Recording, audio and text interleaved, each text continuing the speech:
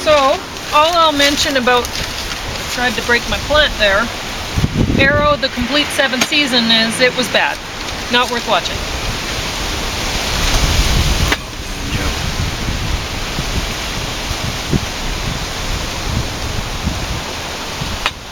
Yeah, I used to read the DC comics back in the day. When I was... Were they bad? I loved them. Oh, okay.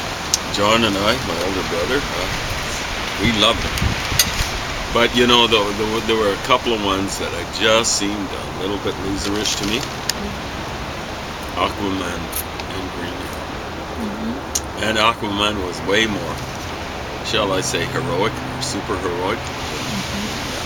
Green Arrow was... In this rendition of Arrow, they don't even have him in green, no. Right? It's like it's so dark, it's pretty much black. Yeah, like I don't know why they do this. Like we got a lousy movie here, lousy acting, trying to hide the fact from everyone, including our producer, our executive producer. So yeah, I'm eating spaghetti. I've been pretty tired lately, and well, James has a cold, so I'm gonna come down with it. I think you've been fighting it off. I've been fighting it off, but like I had ginger, quite a lot of ginger in both of our juices. Tried it, but and I've been having hot lemon and honey.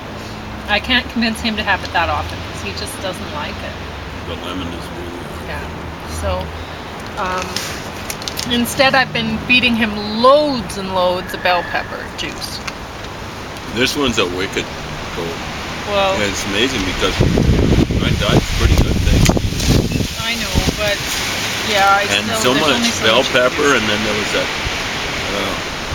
And now I'm tired, so I'm definitely going to come down with it. You know, it's. Yeah. Well, I've been tired for a while. I've been fighting it off for a while, I guess. Yeah. Oh, I think. Well, you were saying that you had a little bit of a running nose or something like that. So. It's amazing. It's a testament to your diet. Yeah, there's only so much you can do, though. Anyway. Remember how I'd always fight this stuff off? Yeah, when you were healthy, and now you have cancer, and you just get nailed. Well, not just the cancer; it's the chemo. Yeah. More than the cancer. You're right. Cancer's, it's way down there. It's barely affected. You're right. It's the chemo. You think of the stiff stuff that I've got, like urinary tract infection. That's something that comes with cataracts. Yeah. Developed in 4 months or something like that. Very powerful chemo.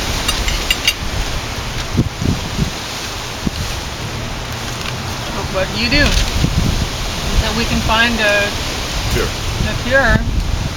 What's the alternative? Sadly, I think we won't be finding it published by someone else. We're going to have to find it ourselves.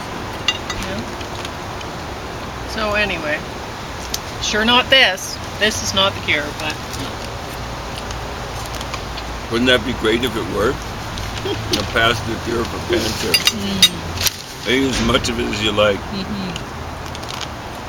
But yeah, we're just, we were given the pasta. I'm very thankful for everything we're given. That's right. And we're given these Sweet Gems tomatoes. Yeah, I love those. They're tasty, but what's as though you kept them for yourself? You'll notice. No, yours are on your plate too.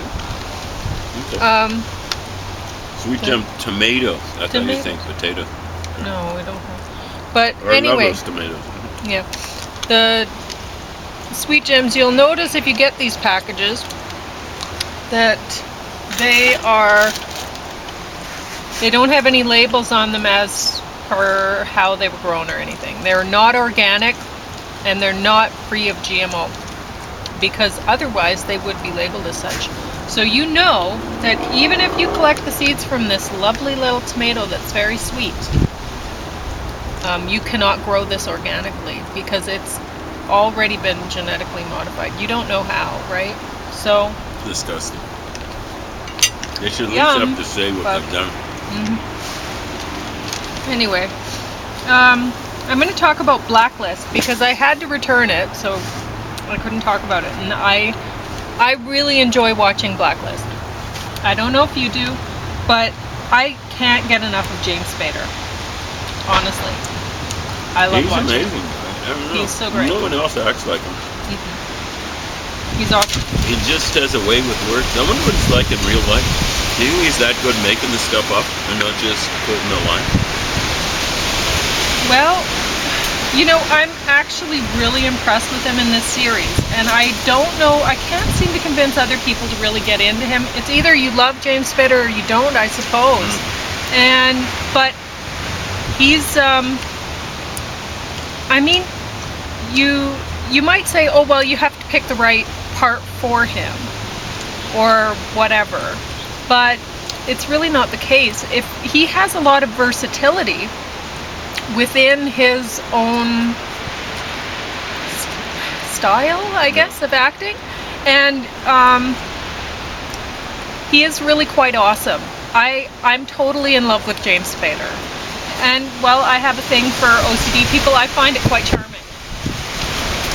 Yeah, he misses OCD apparently.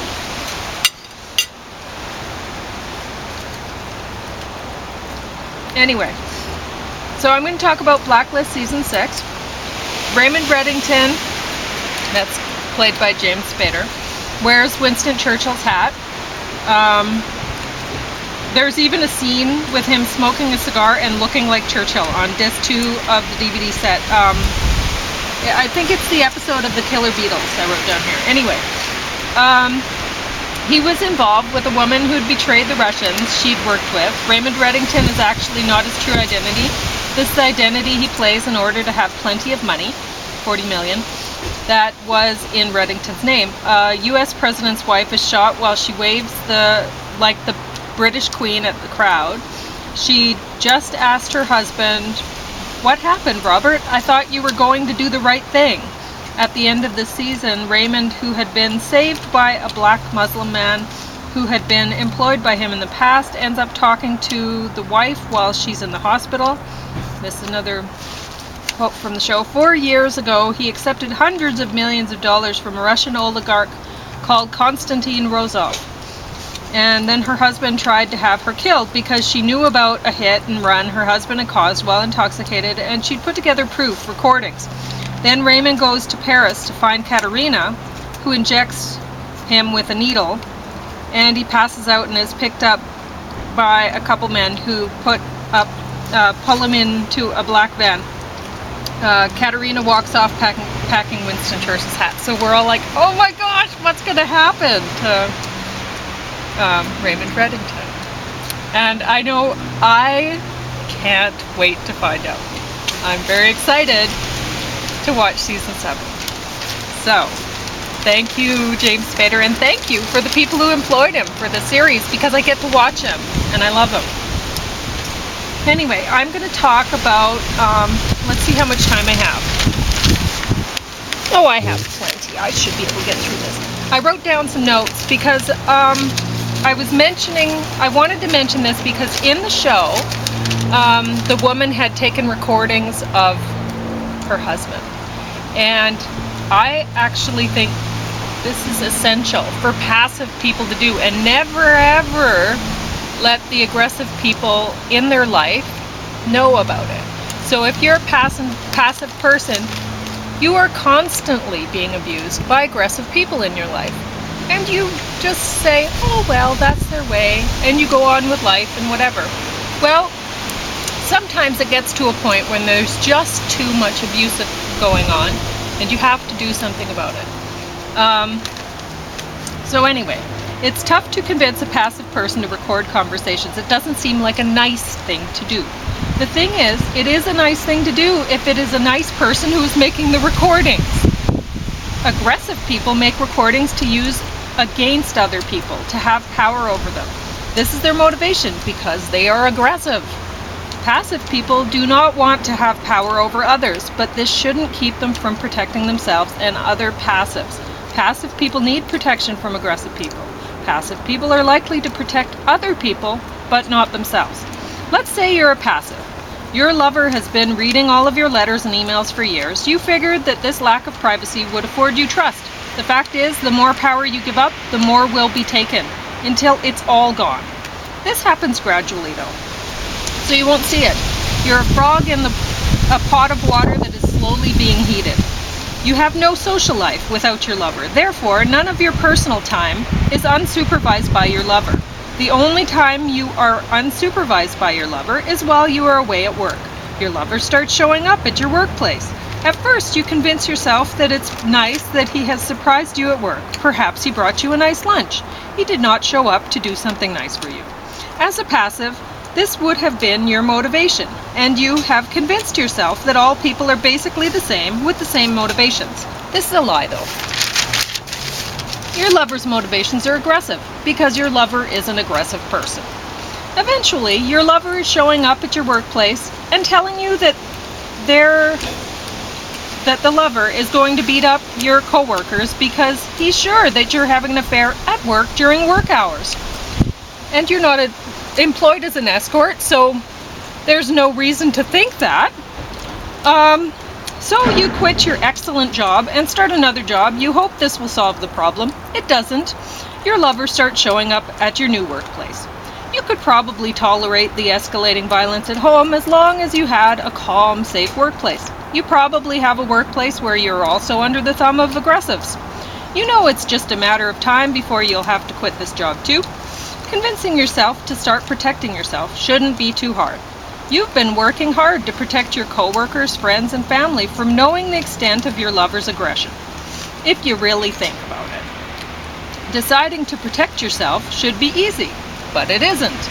You have convinced yourself that you're hiding the truth about him because you don't want other people to misread it as aggression. The truth is that even if others see the truth, they wouldn't be able to convince you of it. It is you, and only you, that has the power to do that.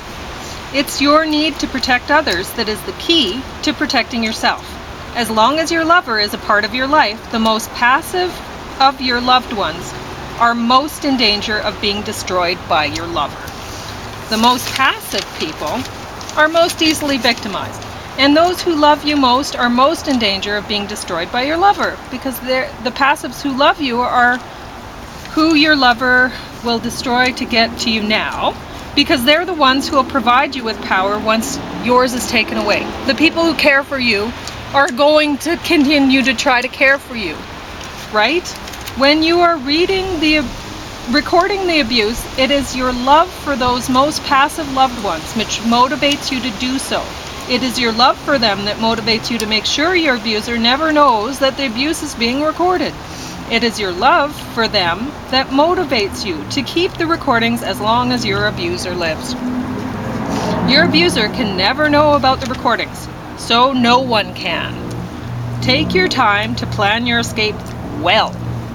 Any abuse you put up with from now on will be easier to tolerate because you know there's an end in sight and you are now documenting the abuse. No one knows your abuser like you do. You are the only person who knows this person well enough to know how to effectively and safely convince this person to want to let you go. Even though you finally recognize the abuse for what it is, you still love your abuser and you always will. It's tough keeping yourself from letting them convince you to let them back in. They're charming and funny. They're an eloquent genius who commands respect. These traits give them power over you if you let them. You could be easily lulled back into submission by their well-chosen words and the sound of their voice. You want to believe that the abuse didn't happen or that it was just an expression of how passionately this God loves you. You want to believe the lies, but you have evidence to the contrary now. There are all sorts of aggressive people out there who are eager to convince passive people that they can be used as their knight in shining armor. They really cannot. Passive people need to stop letting other people have power over them. The protector of today turns into the abuser of tomorrow. Passive people need to make sure that they never empower aggressive people. Passive people need to stop submitting. This kind of passive resistance keeps passive people from being abused by aggressive people. The society we live in encourages passives to believe that they need to be dominated by aggressive people.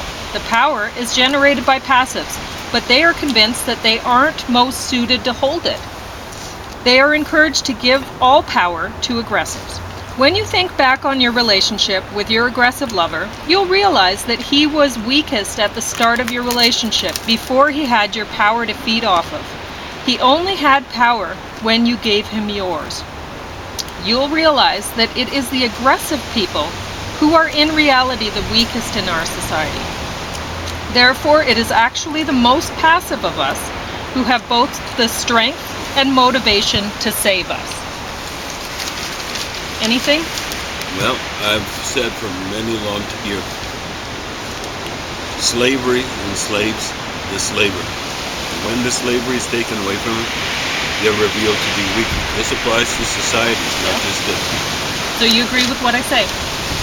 There you go.